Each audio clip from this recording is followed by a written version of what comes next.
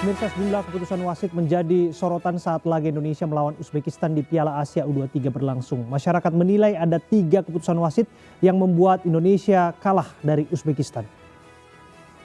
Sedikitnya ada 3 keputusan wasit Shen Yinhao yang dianggap kontroversial dan merugikan timnas Indonesia U23. Kita akan bahas lebih dalam, lebih detail bersama dengan narasumber yang sudah hadir bersama kami di studio, Bung Abdul Haris, pengamat sepak bola. Terima kasih Bung Ais. Sama-sama Pak. Iya, kita akan lihat ya nanti apa saja yang kontroversial di sana. Kita akan mulai satu persatu. Yang pertama, Shen Yinhao membatalkan tendangan bebas ya Bung Haris ya. Tendangan bebas yang adalah hasil dari pelanggaran terhadap Witan Sulaiman. Kita lihat.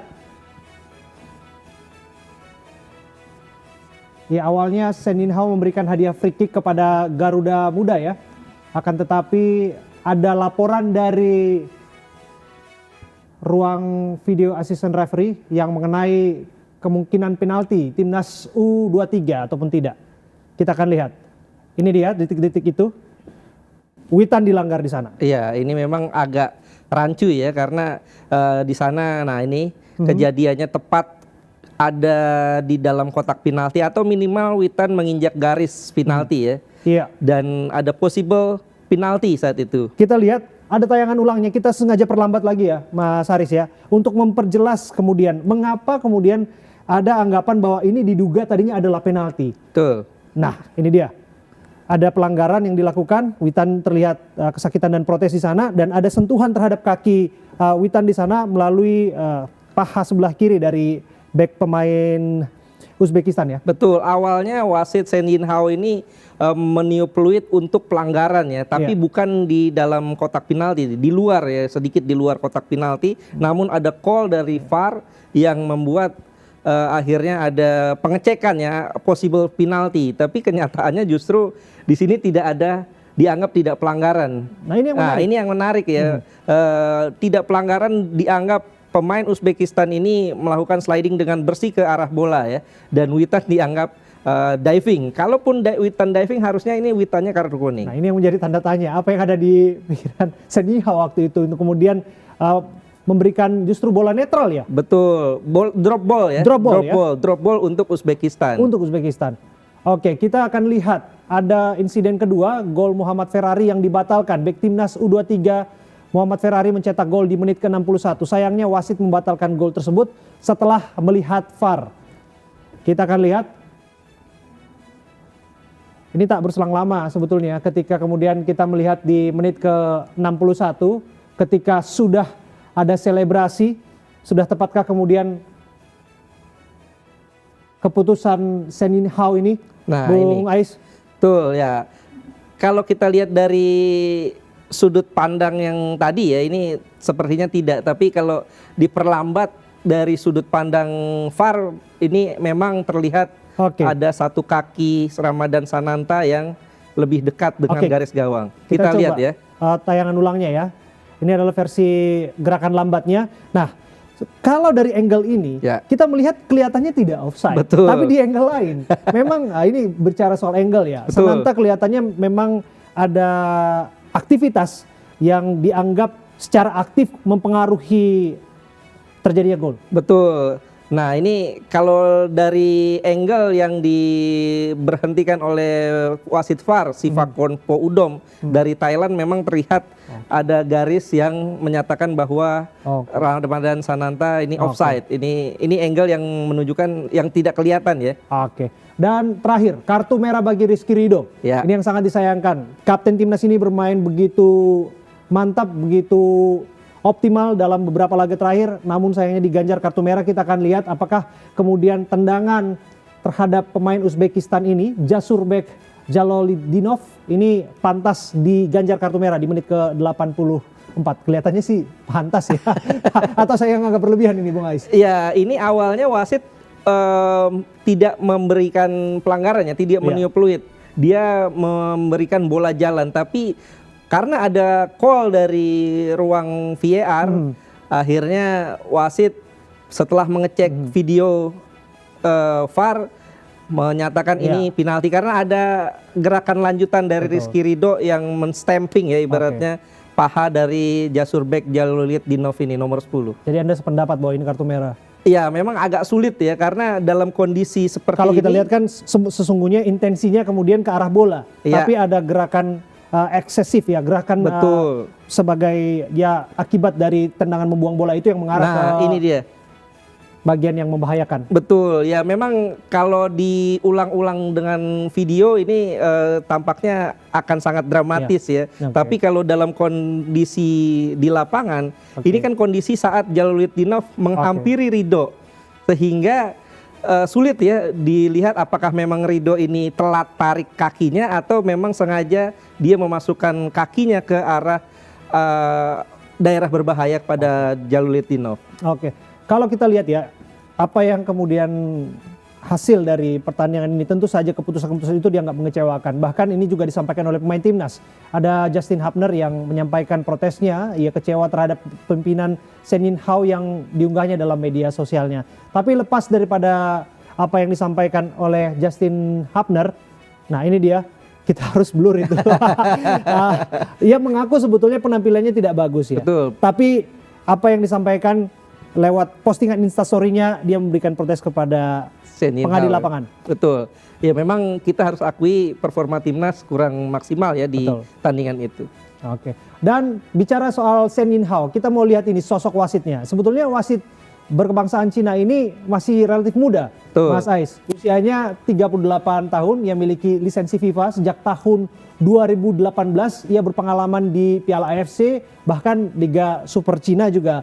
Ia cukup mengadili berbagai banyak pertandingan lah ya, berbagai Betul. macam Dan pertandingan. Shen Yinhao ini juga pelatih yang memberikan penalti saat Indonesia menghadapi Kamboja di SEA Games kemarin ya. Saat itu agak kontroversi juga, artinya memang sudah akrab ya. Shen Yinhao ini kontroversi dengan Indonesia. Oke, kalau lihat dari pengalamannya sebetulnya harusnya beliau mumpuni lah, apalagi sudah punya lisensi semenjak tahun 2018 ya. Dan kemudian kalau kita lihat ada satu hal yang menjadi perbincangan belakangan ini karena Sifakon Puudom ini adalah wasit VAR yang bertugas pada waktu itu dan akan bertugas lagi pada saat Indonesia nanti akan menghadapi Irak perbuatan tempat ketiga. Iya, memang sudah ditentukan bahwa Sifakon Puudom bedanya sekarang dia bukan wasit VAR utama tapi asisten wasit VAR ya. Wasit utama VAR-nya itu Abdullah bin Sehri dan wasit di lapangan nanti Majid Muhammad Al-Samrani ya dari Arab Saudi. Oke, kalau kita lihat dari pengalamannya, Liga Champions Asia 11 kali, kualifikasi Piala Dunia 9 kali, Piala AFC 16 kali. Betul, ya harusnya memang dari segi pengalamannya ini menjadi salah satu wasit terbaik ya di Asia, tapi memang dengan 2 kali track recordnya terhadap Indonesia saat Indonesia menghadapi Qatar, kemudian Indonesia menghadapi Uzbekistan, ini memang menjadi sebuah momok buat tim Garuda Muda. Oke, harapannya kemudian bahwa melakukan pekerjaan secara profesional, harapan kita, kalau enggak nanti diprotes, dan harapan saya jangan main-main ke Indonesia dulu lah karena Thailand kalau misalnya coba-coba nakal, harapannya nggak demikian. Tapi kita akan ajak ya, ada di bersama kita sebetulnya Bung Ais, ada Mas Aji Santoso. Mas Aji Santoso ini kita tahu bersama, ia adalah mantan pelatih Timnas U23, ia juga legenda Timnas Indonesia. Bung Aji, selamat bergabung bersama dengan kami. Oke, terima kasih Bung. Selamat sore Bung Ais. Bung Aji, sebetulnya ada kekecewaan yang diluapkan oleh pecinta sepak bola di tanah air, tapi lepas dari itu ada ketakutan mengenai apakah kemudian wasit ini akan berulah lagi. Apalagi kita lihat wasit yang menangani VAR-nya juga turut akan mengambil bagian dalam match terakhir kita di Piala Asia U23. Komentar Anda?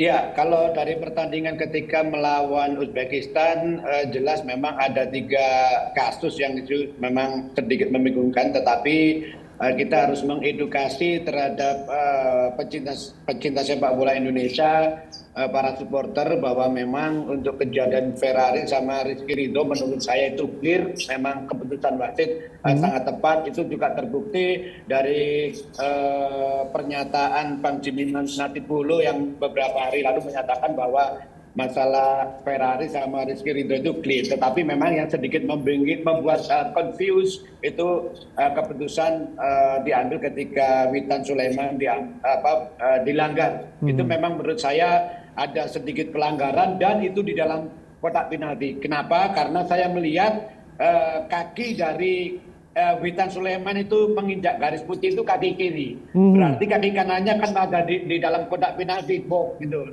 Itu saya memang sedikit membingungkan. Tentunya memang wasit yang VAR ini berasal dari Thailand. Saya sangat yakin sekali bahwa Thailand merasa kurang nyaman dengan penampilan kita yang spektakuler, penampilan timnas yang membuat kejutan. Ya itu seandainya mungkin ya, mungkin kalau Anda, Bung Haji, Anda mendeteksi ada sense itu, ada semacam keirian dari tim Gajah Putih kepada kita. Pastilah, karena bagaimanapun juga Thailand sama Indonesia ini kan rival berat, kan begitu. Saya malah menduga seandainya itu yang main bukan Indonesia, bisa aja nggak di VAR itu yang gol Ferrari itu. Karena memang ini dari Thailand, jadi kita ya itulah dah. Thailand memang saya yakin dia sedikit sentimen dengan dan tidak suka dengan keberhasilan tim kita di event ini, begitu Bang. Oke, jadi kalau misalnya kemudian diserbu tuh yang namanya akun-akun media sosialnya dari pengadil lapangan kemarin, apakah itu dirasa salah alamat atau bagaimana Anda melihat netizen Indonesia yang bereaksi spontan atas hasil pertandingan? Iya, tentunya memang supporter, termasuk saya juga bagian dari supporter karena saya warga negara Indonesia, memang melihat kejadian-kejadian itu cukup disayangkan ya. Ferry yang cetak gol, terus Rizky Ridho yang mendapat kartu merah, tapi udah saya bilang di depan bahwa untuk dua kasus ini clear, itu keputusan wasit tepat. Tetapi yang menjadi masalah ketika mengambil keputusan masalah pelanggaran Witan yang dilanggar itu. Jadi kita juga harus mengedukasi kepada masyarakat kita bahwa keputusan VAR yang 2 itu memang tepat. Itu pun bukan hanya pendapat saya, pendapat Bung Jimmy Napitupulu yang notabene beliau juga sekarang bergelut di bidang VAR, dia mengatakan bahwa 2 itu clear, seperti itu. Oke, jadi kalau kita lihat memang reaksi itu sebagai bentuk ya kebanggaan kita dan mendukung bahwa itu sah-sah saja ya, Bung Haji ya. Wajar ya. Tapi kita coba lihat ya, ada momen udik yang mewarnai nonton bareng di laga Indonesia kontra Uzbekistan, di mana ada sejumlah masyarakat ataupun warga yang menonton kesal dan mereka menyampaikan kekesalannya dan kesalahan itu terekam video dan viral di media sosial.